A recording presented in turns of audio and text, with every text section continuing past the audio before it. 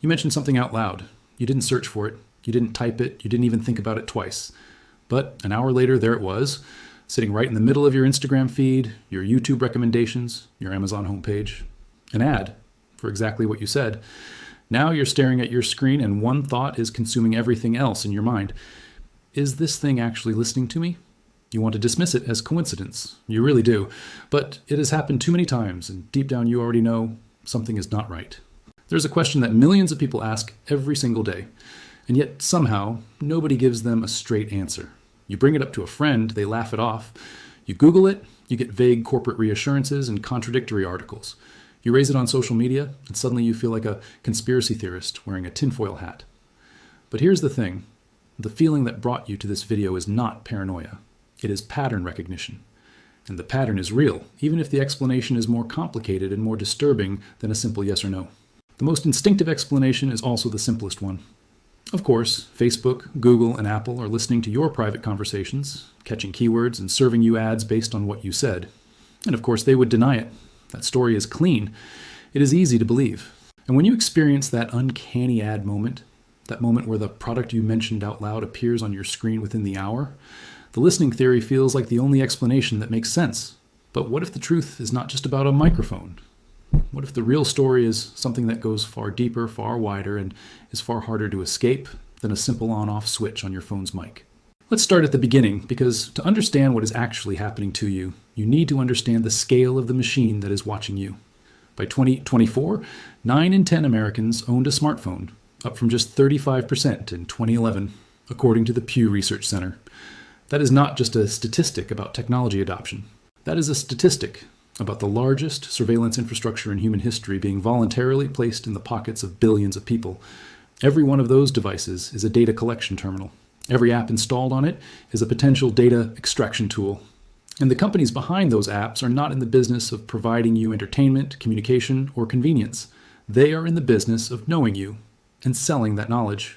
Think about what that actually means. Not the surface version of it, the deep version.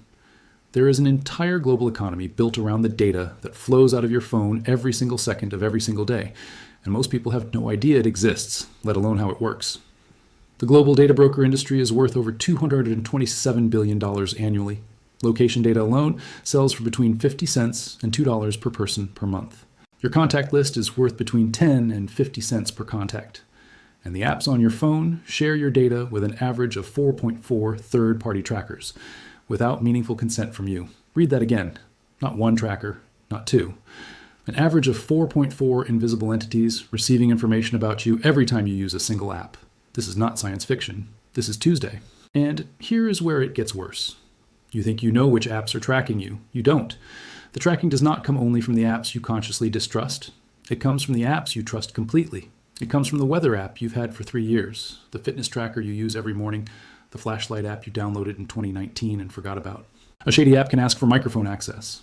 Spyware can collect calls, messages, and ambient audio if it gains increased privileges. Sensor-based tracking can infer routines and context from motion, location, nearby devices, and app behavior without storing any obvious voice recordings at all. So before we even get to the microphone question, which we absolutely will, understand that the microphone is only one of dozens of data entry points on your device. And the ones that don't require a microphone are often far more revealing than the ones that do. Now let's talk about the microphone, because this is the question you actually came here with, and it deserves a real answer, not a corporate answer, not a dismissal, a real one. There's no concrete, proven link between your microphone audio and your ads at scale. Google, Meta, and Amazon all deny it.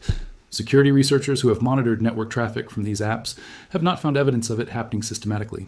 That is the honest answer. And in most conversations, that is where the story ends. But here's the problem. The absence of proof is not the same as proof of absence.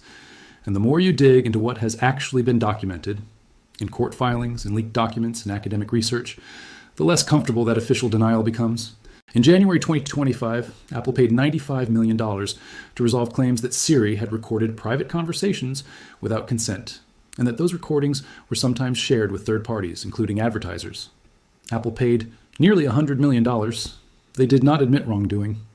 But you do not write a check for $95 million over a misunderstanding. That settlement covered users of Apple devices from 2014 to 2024, Plaintiffs cited examples of Siri apparently picking up private conversations and triggering related ads. 10 years of devices. 10 years of accidental recordings that the company insists were never used for advertising, despite paying nearly $100 million to make the lawsuit go away. And this is where everything changes, because Apple is supposed to be the good one. Apple is the company that built its entire brand identity around protecting your privacy. If Apple paid $95 million over Siri recordings, what does that tell you about what has been happening in the rest of the ecosystem? In the places where privacy was never the selling point. In July 2025, a federal judge in Seattle ruled that Alexa users could pursue a class action lawsuit accusing Amazon of deceptively recording private conversations and retaining them for commercial use, including for training its AI models. The case is ongoing. Amazon, the company whose smart speaker sits in your kitchen, your bedroom, your children's rooms, listening for a wake word that it misidentifies far more often than Amazon ever publicly admits. That device that you invited into the most private physical spaces in your home is now at the center of a federal class action lawsuit over secret recordings being used for commercial purposes.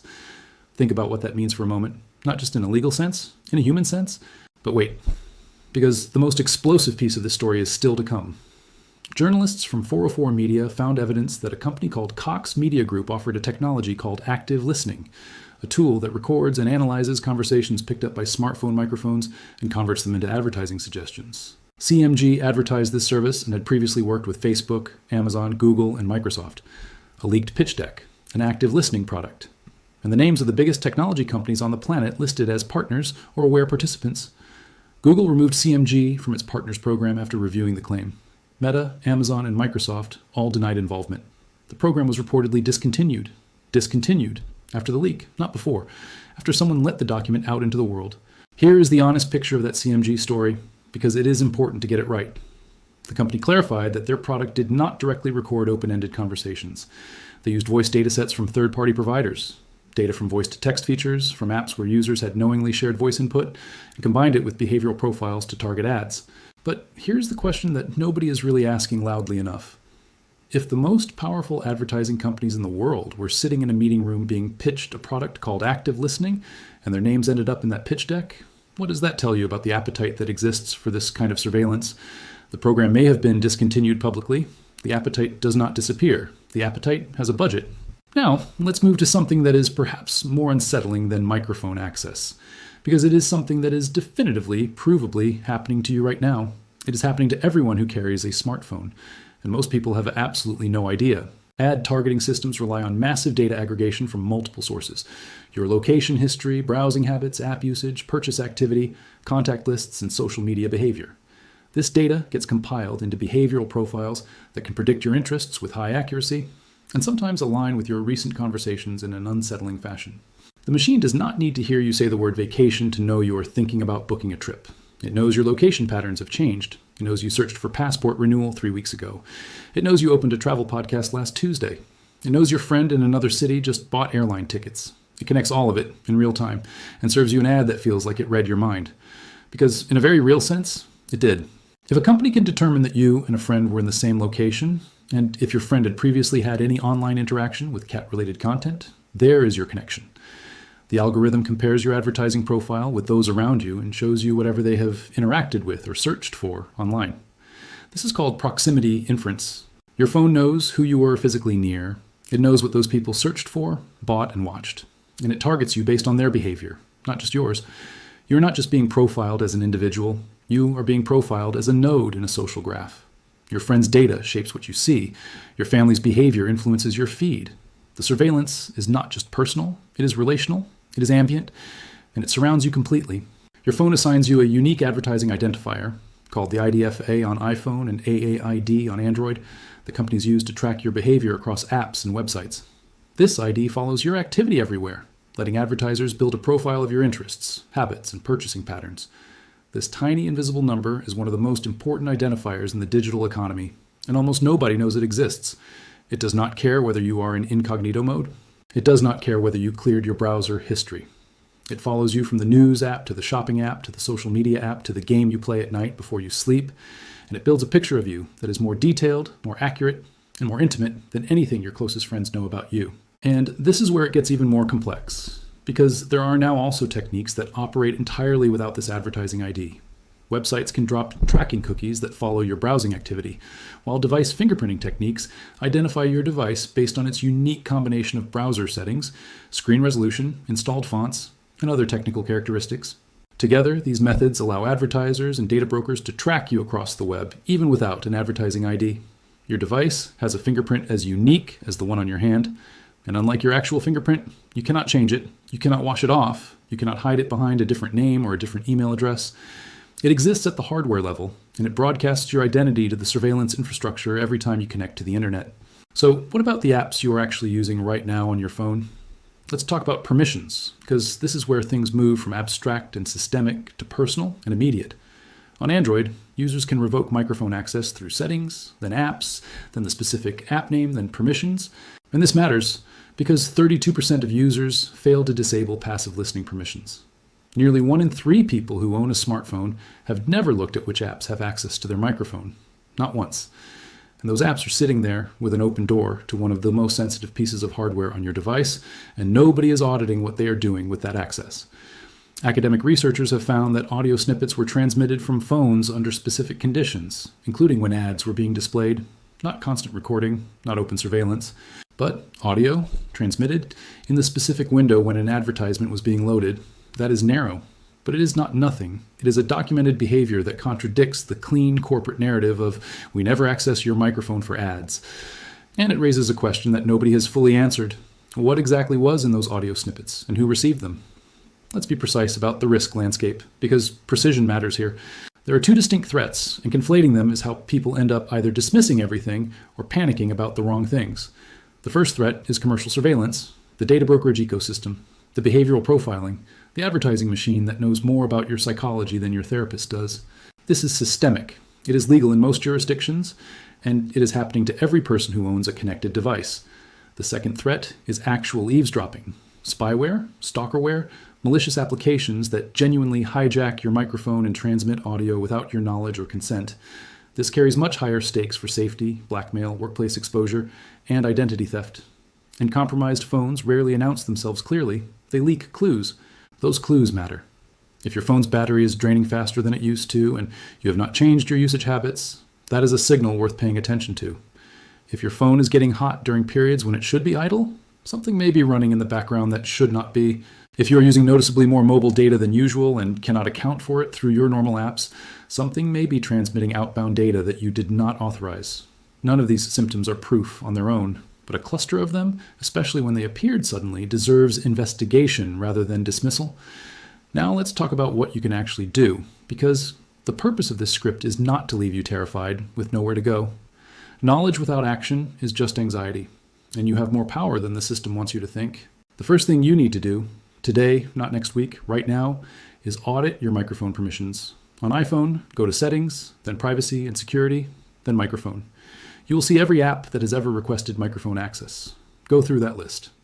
For every app that does not have a clear, obvious reason to access your microphone, a calculator app, a photo editing tool, a game, a shopping app, revoke that access immediately. On Android, go to Settings, then Privacy, then Permission Manager, then Microphone. Same process, same ruthlessness. The question to ask yourself for each app is not, could this app theoretically need my microphone? The question is, does this app need my microphone to do the specific thing I use it for? If the answer is no, the permission goes. The second thing you need to do is disable always-on voice assistant listening when you're not actively using it. The most effective steps include revoking microphone permissions for apps that do not need them, disabling your voice assistant's always-on wake word detection when you are not using it, and regularly deleting your voice history from Siri, Gemini, and Alexa. Your voice assistant is the most persistent microphone access on your entire device. It is designed to be always listening, always waiting. And while the companies insist that only the wake word triggers recording, we have already established, through a $95 million settlement, that accidental recordings happen. Turning off always-on detection when you're not using it is one of the simplest, most impactful privacy decisions you can make. The third thing, and this one directly addresses the advertising profiling ecosystem, is your advertising ID. On iPhone, go to Settings, then Privacy and Security, then Tracking, and toggle off Allow Apps to Request to Track. On Android, go to Settings, then Privacy, then Ads, and tap Delete Advertising ID. When you delete your advertising ID on Android, you sever the thread that connects your behavior across every app on your phone. Every data broker, every ad network, every behavioral profiling company that was using that ID to follow you, they lose the thread. They can still try to fingerprint your device, but you have made their job dramatically harder, and that matters. The fourth thing is to check your privacy dashboard if you are on Android 12 or newer. On Android 12 and later, the privacy dashboard gives you a timeline of which apps accessed your location, camera, and microphone in the last 24 hours. This is one of the most powerful privacy tools most Android users have never looked at. It does not just show you permissions, it shows you timestamps. It shows you exactly when each app accessed each piece of sensitive hardware on your device. If you see an app accessing your microphone at 3 in the morning while your phone was sitting on your nightstand untouched, you have found something that requires immediate action. On iPhone, the equivalent is the App Privacy Report, found in Settings under Privacy and Security. This section shows how often your location, photos, camera, microphone, and contacts have been accessed during the last 7 days, and also reveals which domains apps have contacted. Read that report. The domain section in particular is illuminating. You will often see apps you thought were simple tools reaching out to dozens of third-party data networks you have never heard of. The fifth thing is to address the cross-device tracking ecosystem. The advertising surveillance machine does not live only on your phone. It lives in the relationship between your phone, your laptop, your smart TV, and every other connected device in your home. Every time you allow a website to place cookies, every time you use a service without opting out of tracking, you are adding another thread to the web that connects your identities across platforms. Start denying cookie tracking requests on websites as a default, not an exception. Use a browser that does not fingerprint you. Consider a VPN, not as a perfect solution, but as a meaningful layer of friction that makes the surveillance infrastructure work harder for less data. The sixth thing, and this one is about spyware rather than commercial tracking, is to stick rigorously to official app stores. Be wary of unfamiliar links, random APK files, or free versions of paid apps. These are common hiding places for spyware. Before downloading apps, check their reviews, permissions, and developer name. The spyware threat is not primarily coming from Facebook or Google. It is coming from malicious third-party applications that are built specifically to exploit your trust, your microphone, your camera, and your data. An app that presents itself as a free version of a paid service or tool downloaded from outside the official app store bypasses the security screening that, imperfect as it is, provides your first line of defense. The seventh thing is to keep your operating system updated. This sounds boring. It is not. System updates patch serious security flaws that hackers use to access your phone's microphone or data. Installing them as soon as they are available keeps your device secure and less vulnerable to spyware. Every time you dismiss an update notification, you are leaving a known vulnerability open. The security researchers who discover these flaws report them to Apple and Google, and the patches get built into updates. But the window between a vulnerability being discovered and a patch being released is exactly the window that bad actors exploit. The update closes that window. The dismiss notification keeps it open. Now, here is the broader picture that you need to sit with, because the individual actions above are meaningful, but they exist within a system that is designed at a structural level to extract as much data from you as possible. The Federal Trade Commission warns that companies can now track online activities whenever users interact with internet-connected devices. Online sources can amass details on everything from purchase history and social media activity to magazine subscriptions and even political affiliations. This is not a bug.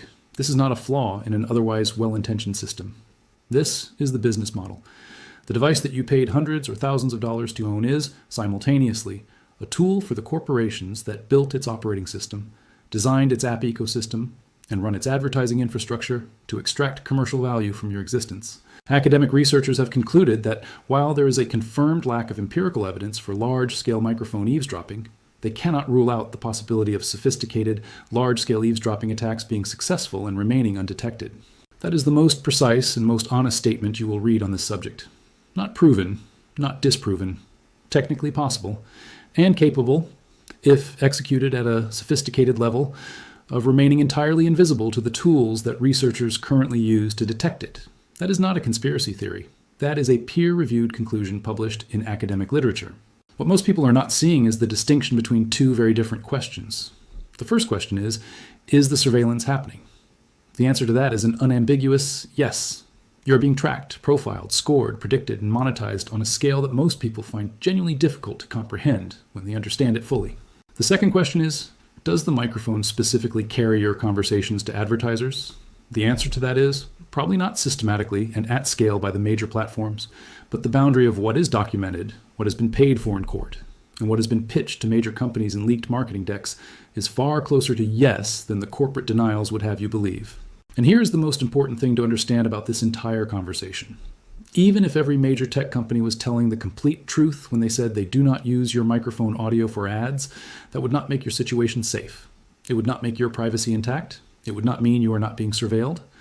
Because the system that tracks your location every minute of the day, that maps your social connections through your contact list, that reads your emotions through your scrolling patterns, that predicts your purchases through your app behavior, that identifies you through the hardware fingerprint of your device, and that sells all of that to a $227 billion industry of data brokers, that system is operating openly, legally, and at full capacity right now, regardless of what your microphone is or is not doing. 73% of survey participants said it bothers them when mobile apps ask for data collection permissions. Nearly 3/4 of users are uncomfortable with what they see in permission requests. And yet the permissions get granted because the alternative is not using the app, and modern life has been structured in a way that makes not using the apps feel increasingly impossible. That is not an accident. That is design. So where does this leave you? It leaves you at a choice point. Not a comfortable one, not a simple one, but a real one. You can take the steps outlined here: the microphone audit, the advertising ID deletion, the privacy dashboard review, the permission management, the update discipline, and meaningfully reduce the surface area of your exposure. You will not achieve perfect privacy. Perfect privacy does not exist in the current architecture of the internet, but you can make yourself a harder target. You can remove the low-hanging fruit that the surveillance ecosystem harvests most easily. You can close the obvious doors, even if the walls themselves remain permeable. The companies that built this system want you to feel like the answer is too complicated. They want you to feel like the effort is not worth it. They want the inertia of convenience to win because inertia is the most reliable ally of surveillance capitalism. Every update you dismiss, every permission you grant without reading, every term of service you scroll past and accept, that inertia is what the entire industry runs on. The question that started this conversation, is your phone listening to you, was never really a yes or no question. It was always a question about power, about who has it, about how it is being used, and about whether you're going to do anything about it. The microphone is one door. There are dozens of others. The surveillance infrastructure already knows more about you than you have ever consciously shared with any single person or institution in your life, and it is learning more with every second your phone sits in your pocket. The question is not whether they are listening. The deeper, more unsettling question, the one that keeps this conversation alive long after you close this video, is this. If they know everything about you already without the microphone, what happens when the tools get better? What happens when the behavioral models get more accurate? When the fingerprinting becomes more precise, when the data brokers have another decade of your life's patterns to work with? What happens when the next leaked pitch deck describes something that makes active listening look primitive? That future is not hypothetical. It is already being built. The only real question is whether you're going to understand the system well enough to navigate it, or whether you're going to keep handing it the keys.